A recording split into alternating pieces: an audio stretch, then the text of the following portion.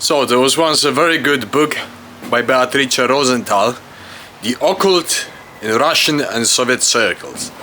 What was the purpose of atheization of whole swathes of society while introducing Eisensteinian, Sergei Eisenstein, from the Gnostic and Rosicrucian circles, of Masskult, mass culture, the theater for the masses, the culture for the masses. If you could ateize societies, you could societally engineer them with ease. You can use all the techniques of psychotronics, radionics, magical means, and mass communication means in order to influence the Soviet masses. The Soviet man was supposed to be controllable. Now, on the other side of the totalitarian spectrum, the Nazis wanted to create that Übermensch, that new man. So we have the Soviet man on the Russian side and the Übermensch on the German side of affairs.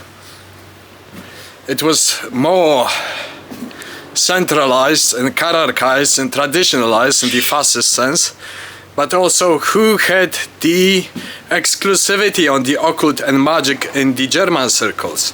Since they closed down all the Masonic orders, Fraternitas Saturni for example, they were not well seen as other points of influence in the totalitarian Nazi agenda. So, Himmler had exclusivity on pursuing his little magical toys. He was not completely aware of what his personnel under his wings was doing. The Annenerba, for example, engaged with magical ops, the whole Vril society, working with the Schwarze Sonne currents, getting those hell darlings, cloning darlings, stuffing the Wehrmacht and Schutzstaffen soldiers to make them tough. So, beyond each political, societal, ideological, religious move is a bunch of magicians trying to influence things with the currents, agents and agendas. So be aware of that. Now, what's the top-notch project in the modern era of social engineering? It's the replication of the LAMP-type entities, or the Hive project. Exchange of information, exchange of ideas, and in effect, just total control of the mass through the egregore. So attuning them, neutralizing them in order to pitch to obedience, so they can manage a very chaotic, indeed anarchic even, time. So I'm not a very big fan of the Hive project. This is imposed by the top echelons of power, and I've been a subject of plenty of techniques related to this project, including psychotronic, computational radionics, computational demonology. So how do I know? By discovery. If you're resilient like a fucking Nord, then you kind of stand it and you sieve out all the information that are necessary for you to know. Why am I sharing it? Am I within control distance? Well, by now I'm ineffectual in any influence in power, societal, ideological or religious sectors of the spectrum, the command over hearts, souls, minds and bodies of human beings. So, what to do about it? Train resiliency, critical thinking, be strong, don't buy bullshit, be bullshit proof, do your business, and all that. So the basics of liberty of a self-constituting human being is deriving his nature from himself, and sometimes cooperating with the gods, which kind of disagree with what human monkeys are doing with the, let's say, foreign friends. So what I can say, do your business, be protected by the gods, and inspire people to be great, if they still may.